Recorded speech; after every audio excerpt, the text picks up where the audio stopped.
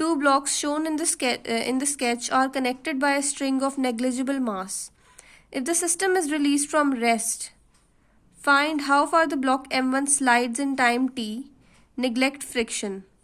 So in this question we have two blocks, one of mass M1 and another of mass M2, and we have to find how much this block slides in time t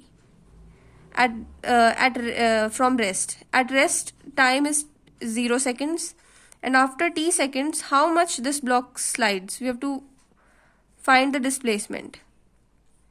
So for that we have to know the forces on both the objects. So on this object the force would be weight force is occurring in this direction, which would be equal to the mass of the object times acceleration due to gravity in the downward direction. And because weight is in downward direction, so tension there, because this is a string, and if you pull a string in a direction, inextensible string in a particular direction, tension would be in the opposite direction. So tension is in this direction, and tension occurs in pairs. So tension will also occur in this direction or in this direction.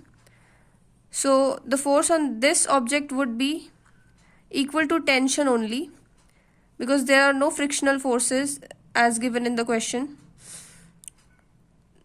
So the force on this object would be equal to what? Its mass m1 times acceleration of the object, let it be a1, and a1 is equal to what? A1 is equal to the second derivative of displacement of the object with respect to time. Displacement, let the displacement of this object be x1, so its acceleration should be x double dot, where x double dot is equal to d2 x1 divided by dt square. So since the force in horizontal direction on this object is only tension, so this force should be mass times acceleration should be only equal to tension. And in vertical direction there is a weight force due to the weight of this object, but then there is a normal force also, and both of them cancels out, and the weight force is equal to m1g and normal, so there is no x displacement in the horizontal direction in this case, so we ignore this. And on this object the force is in this direction, m2g, and there is a tension in upward direction, but this object moves in when it is released from rest, this system, this object moves in downward direction, so therefore this force is greater than this force, tension. So the net force should be equal to what? Let the displacement of this object be x2. So the net force on this object m2 with mass m2 should be F equals net force on this object should be what? m2 times x2 double dot, and this should be equal to what? Since this force is bigger, this so bigger minus this is smaller, so this minus this, because motion is in this direction only, so obviously this one is bigger, so we write m2g minus t. Or we can also write because the net force is in this direction only, so in the negative direction m2 x2 double dot is equal to m2g is also in the negative direction only, m2g, and tension is in the positive y direction, so plus t.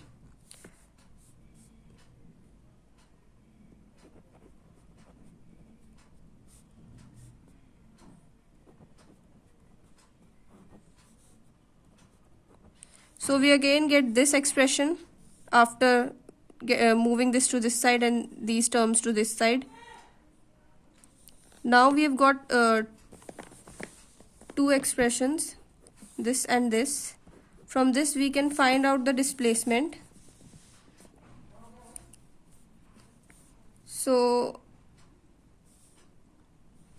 instead of tension we can write m1 x1 double dot. So in this expression we write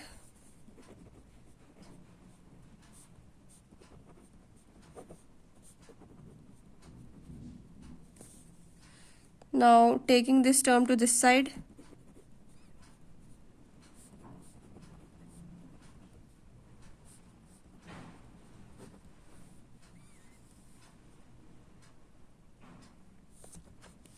Now since this string is inextensible, so the displacement of this object in this direction in time t should also be equal to the displacement of this direction of this object in this downward direction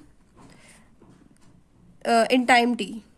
In time t, both the objects should displace by same amounts because string is inextensible. So if both the objects displace by the same amount, so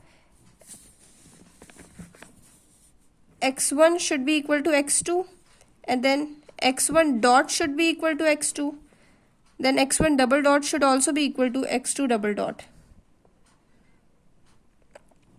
So instead of x2 we write x2 double dot, we write x1 double dot.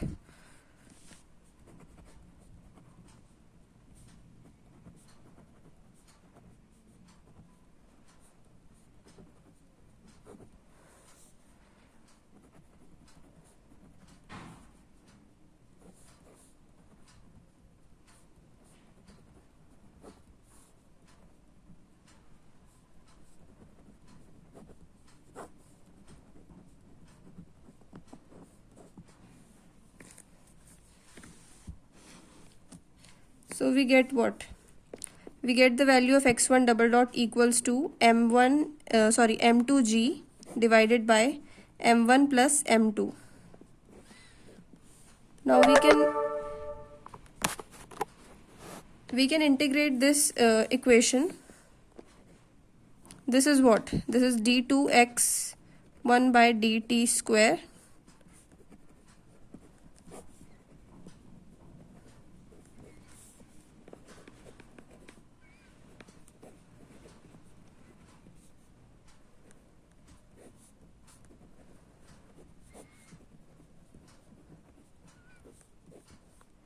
Now multiplying both the sides by dt, here dt gets cancelled with dt, so here we get dx by dt m2g m1 plus m2 dt. Now we integrate both the sides. After integrating we get dx by dt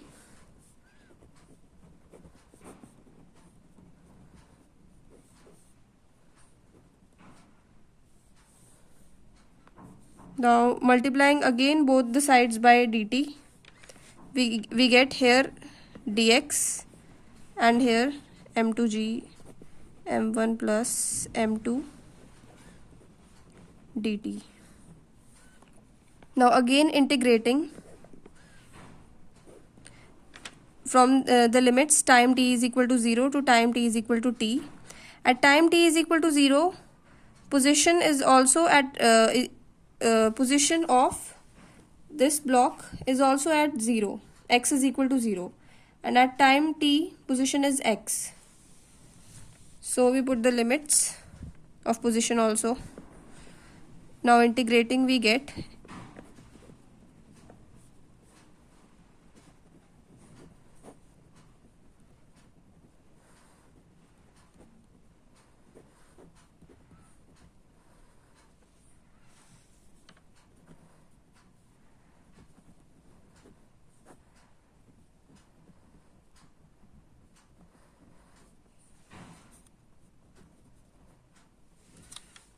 after solving we get this expression, which is the displacement of this